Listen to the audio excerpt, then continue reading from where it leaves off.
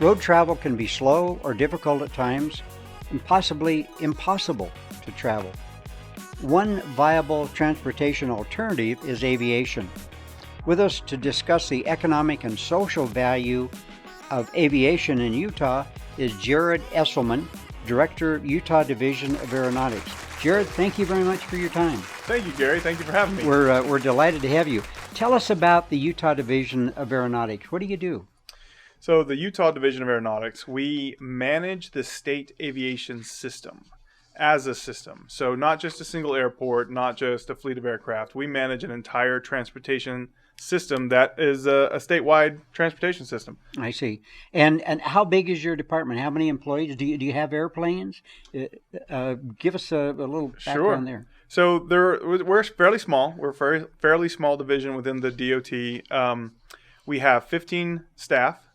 When we're fully staffed, there's about 15 of us. We have 2 King Air turboprops that we operate for state agencies, the governor, state legislators, state executives, really any state employee.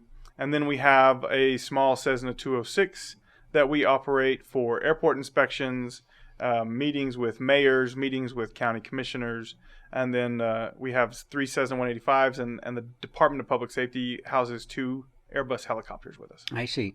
Now, how does your authority differ from the Federal Aviation Agency? That's a good question. So the Federal Aviation Administration is national. They have a very national air look. They're managing airspace at a national level, but they don't get into the nitty-gritty of individual airports, with the exception of, okay, we're gonna fund airport improvements to a certain level, and then they have a formula that we use to calculate how much each airport gets. Some of that's competitive, and it falls to us. But then we regulate really the boots on the ground, the airport inspections themselves, making sure the airports are safe, making sure that pilots and aircraft across the state are safe, both for the flying public and for the people on the ground. I see. How many airports are there in the state? There are 46 public use airports. There are several 30 to 40 more private airports. And then there are about 90 backcountry airstrips, which are just little dirt airstrips in the middle of nowhere. Is that adequate? Is 47 adequate to meet the need? You know, that's a good question. I can think of 2 spots in Utah that will absolutely need an airport in the next 10 to 20 years. And with the advances in aviation that are coming, we may find that there are many more places that say, hey, I want an airport too. I need to be connected. You mentioned advances in aviation. Give us an example. What do you mean? So in my office, that's one of the things we do, is work on innovations for transportation through aviation. And some of those advances right now, we're working on electric aircraft, the electrification of not only single passenger, private aircraft, trainers for the universities and their flight schools, electric commuters, making it so that it's possible to commute from, say, Richfield to Salt Lake and do that on an electric aircraft. Because right now, a combustion engine aircraft makes that economically not feasible. But an electric aircraft, all of a sudden, it becomes very feasible. Is that with or without a pilot? With a pilot. With a pilot. Yes. And who owns these airports? Who owns the 47 airports? Most airports are owned by either a city or a county. Okay. The state of Utah owns 1 airport, Hanksville Airport, but most are owned by either a city or a county. 2 of the public use airports are owned by private individuals or groups of individuals. Okay. If a community wants to create or build a new airport, what's the process? What's your role in that? Sure. So they would want to come to us and look at, what does it take to build an airport? What does it take to ensure that I'm going to use some jargon here, Part 77 surfaces, which are invisible 3-dimensional surfaces in the air, are those safe? Can I even put a runway down? Do I have the land to do it? Do I have the clearances to do it? Physical clearances? And then can I file a 7460 with the FAA? That really gets you started on, okay, I'm going to do this. I'm going to put this runway in. I want it to be on a chart. I want pilots to be able to find it. So it starts with a conversation with us. we'll have a conversation with the city, and then we have that conversation with the FAA. So FAA gets a vote, the bottom Absolutely. line? Okay. Absolutely. How much land is needed to create a new airport?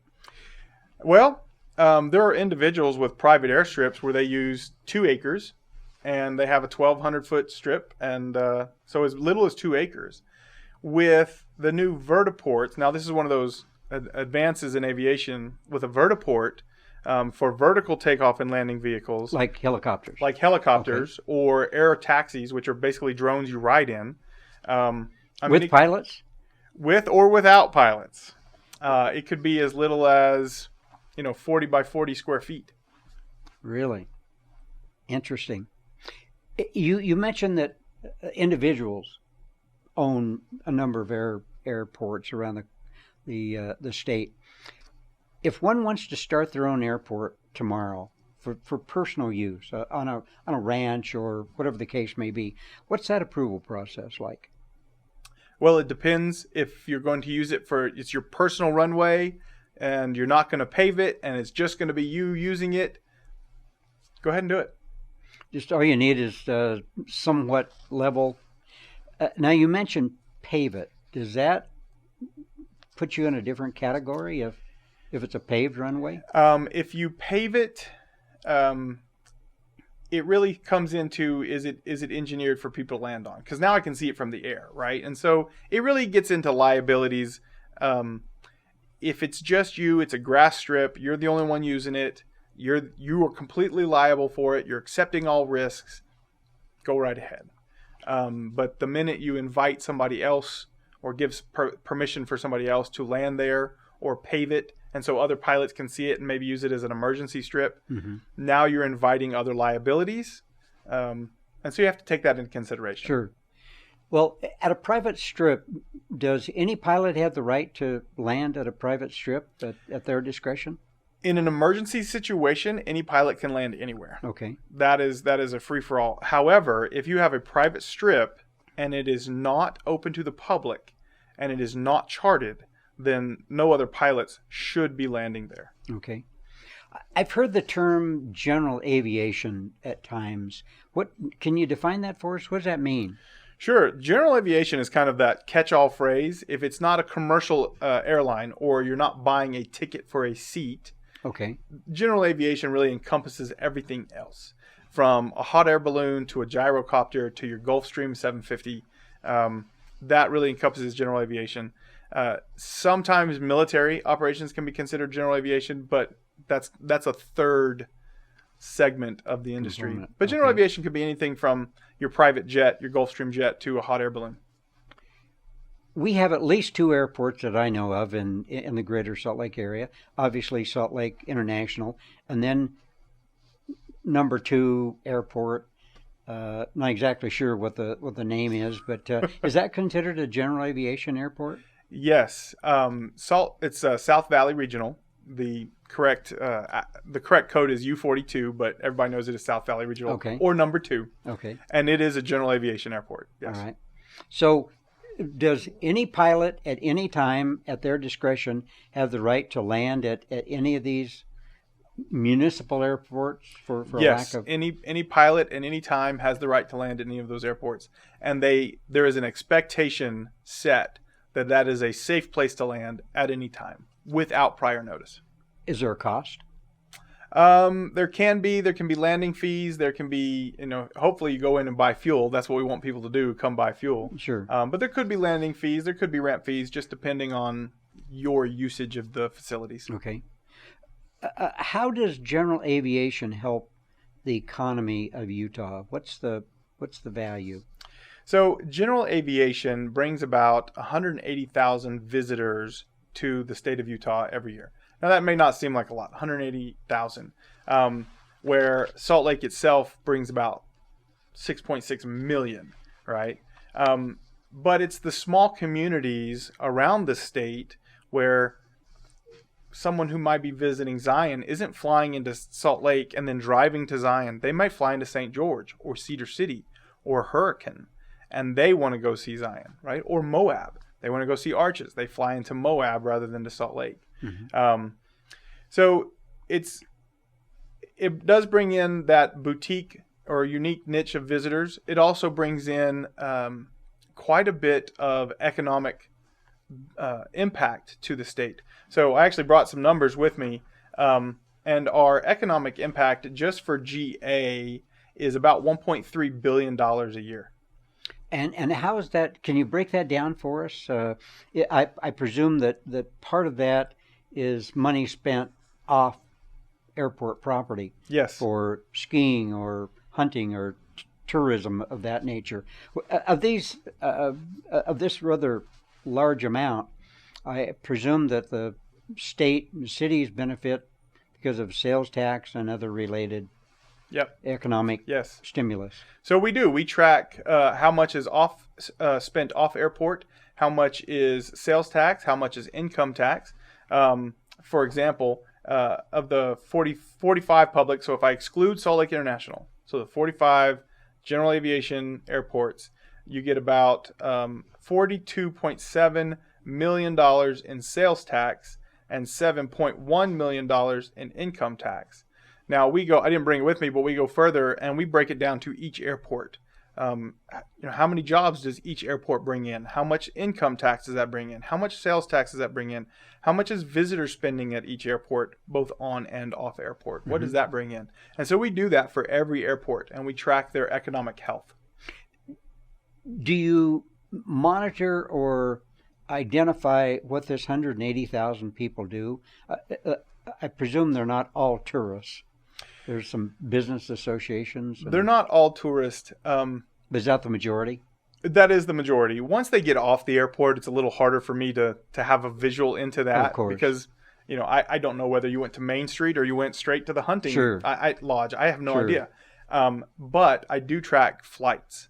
And we know that about 82% of our IFR flights that come in and out of the state to our general aviation airports are out of state. It's not somebody from St. George coming to Provo or Provo to St. George as much. It's somebody coming from Texas to Moab or somebody coming from Oklahoma to Vernal. We do track those. And so 82% is coming from out of state, bringing that money to our economy. What does IFR mean? Instrument flight rules. And why would that differ from non-instrument flight rules? Sure. Do you track that separately, or? So we do have VFR, visual flight rules, and IFR, instrument flight rules. And if you're on visual flight rules, it's a little more difficult for us to track exactly where you started and where you went. But if you're on IFR, you are being monitored by the FAA the entire flight. And so we can say, hey, we would like that data from the FAA, and the FAA provides that to us, and then we're able to say, okay, we know where your origination was and where your destination was. So you can build that into your economic modeling. And exactly. What's the approval process for a new business, to open on an airport property? This is a really good question. We actually, when it comes to airport property, the FAA is fairly strict on what you can and can't do there. They prioritize, and I think rightfully so, any aeronautics activities. So if your business is in aviation, you're repairing aircraft, you're selling aircraft parts, you're manufacturing aircraft, they prioritize those things. Now, if you have a non-aeronautical business, does that mean you can't come on the airport? No, absolutely not. You can. You may pay a premium for that space or that land, but you absolutely can. There are some things you can't do. You can't can't rent a hangar and then go put a business in it. The hangars are for aircraft. Okay. But a lot of airports, and we try to do this, have business parks associated with the airport. And that's a very popular thing, because in those business parks, you want to be not only connected to your clients, but you want to be able to bring them in to a location where you don't have to drive them off airport to get somewhere. You come to the airport, you're right there, you taxi up to your business. Here I am. Who makes that decision? Is that your decision, or does the city have a vote in that process? The city or the airport sponsor, which is usually the owner, the city, will make that request. Here's what we would like to do. We review the request, and we'll approve it. Or say, you don't own this land, you need to make these few tweaks, this is what we need to do to make that possible, right? We're not in the business of saying, no, you can't do that. We're in the business of saying, yes, here's how you do that.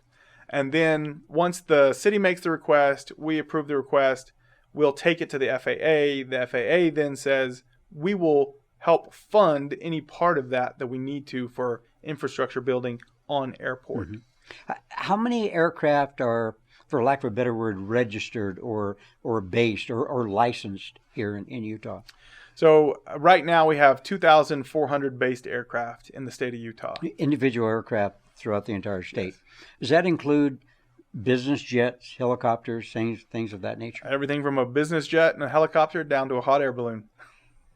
How many business jets are there? Do you know offhand? So there are about 700 to 750 business jets. To be honest, the number has been increasing during COVID. We've seen a lot of company executives and company headquarters move their business here because they can do it from anywhere. So why not do it in a place where they want to live in Park City, or they want to live in Eden and they want to run their business from there, but they need to be connected. So they bring their business jet here. We've seen a real increase in business jets. Mm-hmm. How many pilots are there in Utah? I presume you monitor or track that process as well, kind of like a driver's license. You have to meet certain standards. Interestingly, the state does not. We don't. We do not track pilot certificates.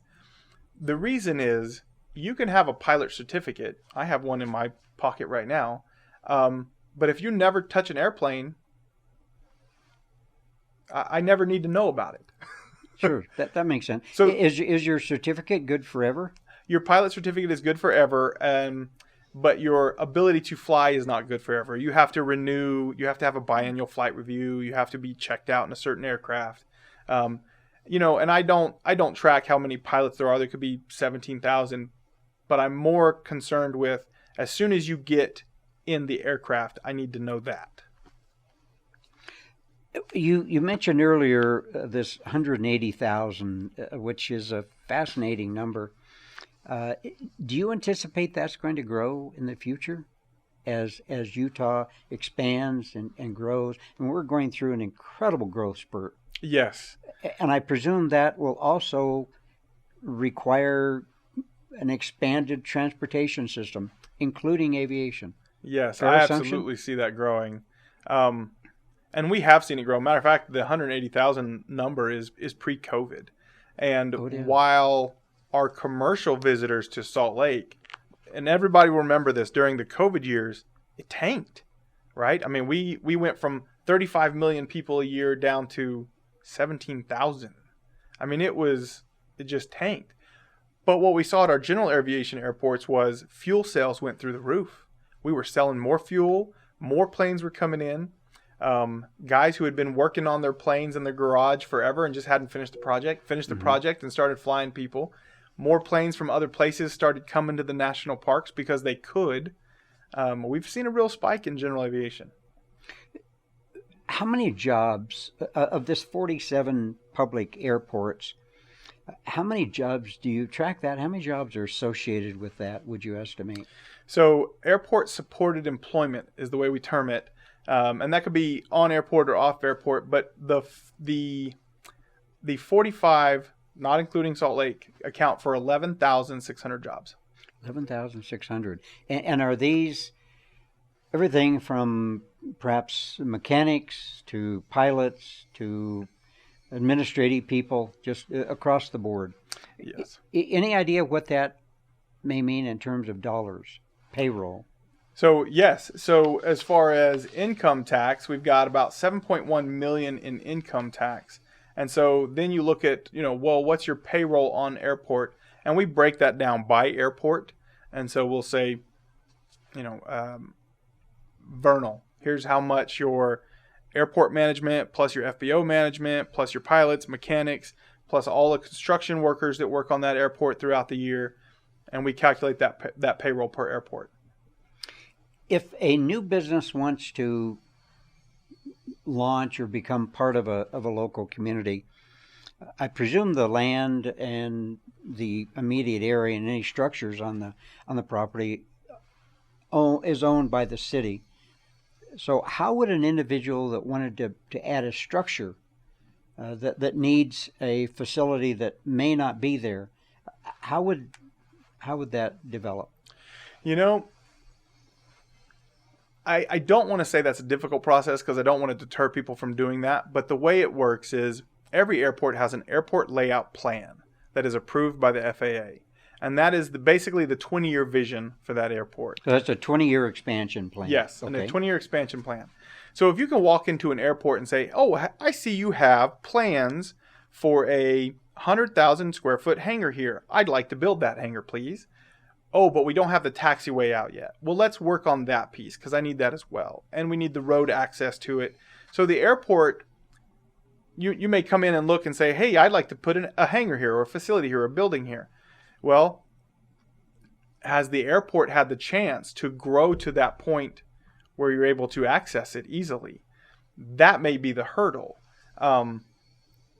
Airports are always looking and inviting development on them, and we're always encouraging people to come and develop.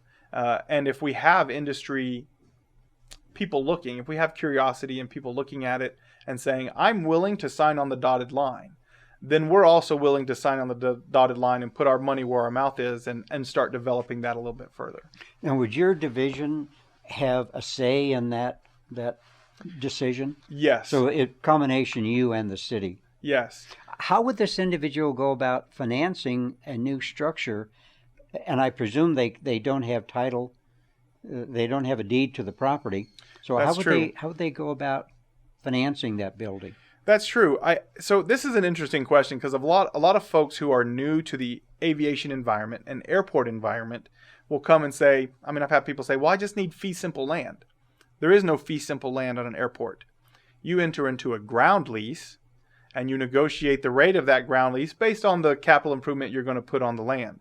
So a good example that just happened, we had an FBO come in, put in a $27 million investment building until land. They got a 40-year lease. The ground lease was set at a certain rate, negotiated on the capital improvement amount, and they'll have that for 40 years. Now, at 40 years, there's a reversionary clause where the building, the ownership of the actual building, goes back to the airport. I see. And the tenant has right of first refusal to say, well, I'm either going to remove my building, which doesn't happen. Not going to happen, sure. Or I'm going to enter into a facility lease, and now I'd like to negotiate a facility lease. A facility lease on not only the land, but also the building. The building itself. Which now they no longer own. Right. Interesting. Some of the airports outside of Salt Lake, as we've talked, are rather small in terms of the services they provide. So, what would be the attraction? Who would they serve? Sure. So, 33 of our airports actually serve air ambulance, right? So, people who need, if there's an accident, an incident, just, grandpa had a heart attack and we need to get him to a hospital fast, air ambulance. That's what 33 of our airports will serve air ambulance. 34 of them will actually do aerial firefighting for wildland fires. We'll do fuel and fire retardant and water and provide them with everything they need to be able to continually fight fires on a consistent basis. So who would provide those resources? The city or the state? Sometimes the city. Sometimes the city will sell those services. Sometimes the federal government, BLM or the Department of the Interior will provide those resources at the airport using our airports to firefighting services.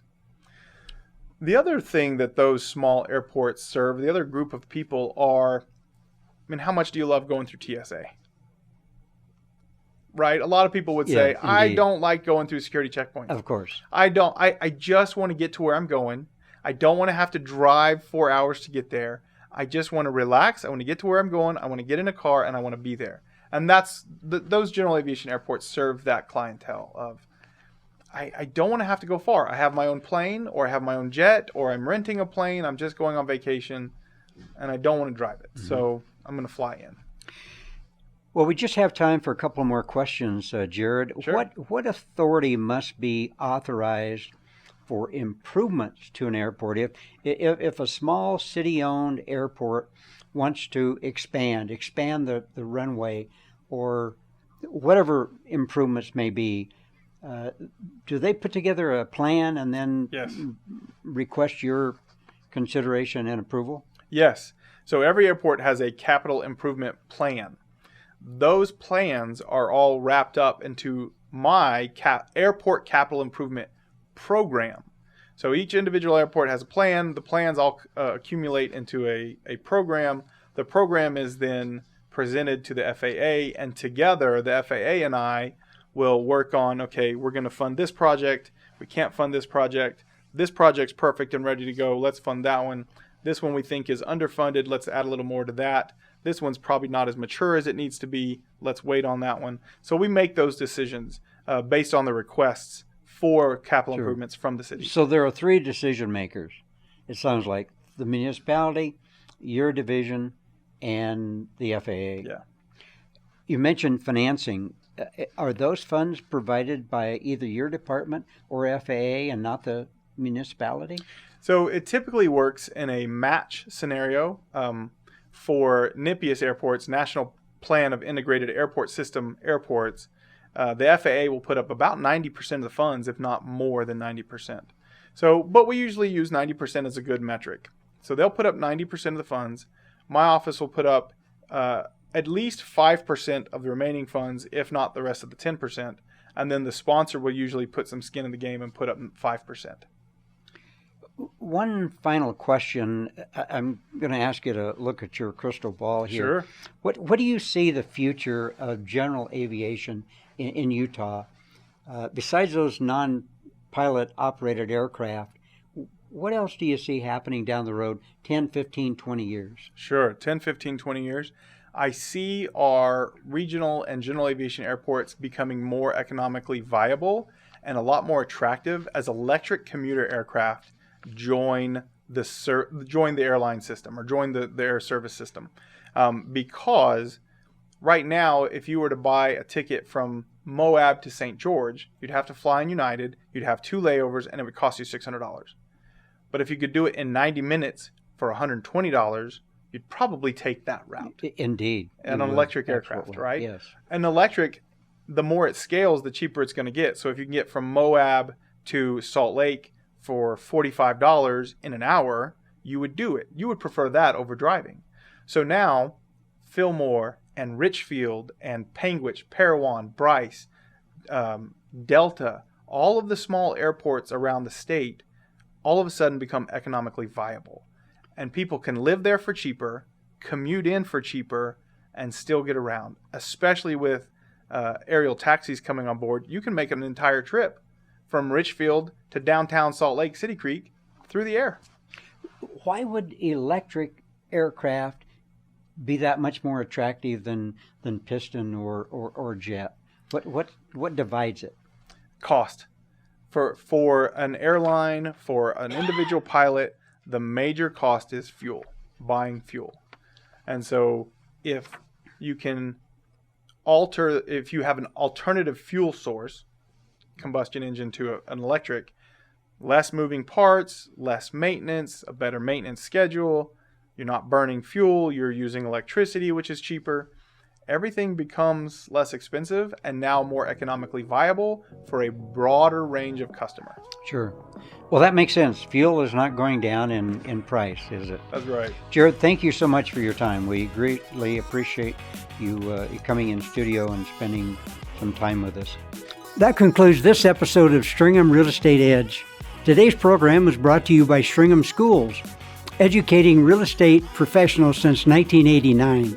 Visit stringhamschools.com to learn more. We want to thank today's guests, and don't forget to tell us what you think in the comments section below. I'm Gary Barnes, and I'll see you on the next episode of Stringham Real Estate Edge.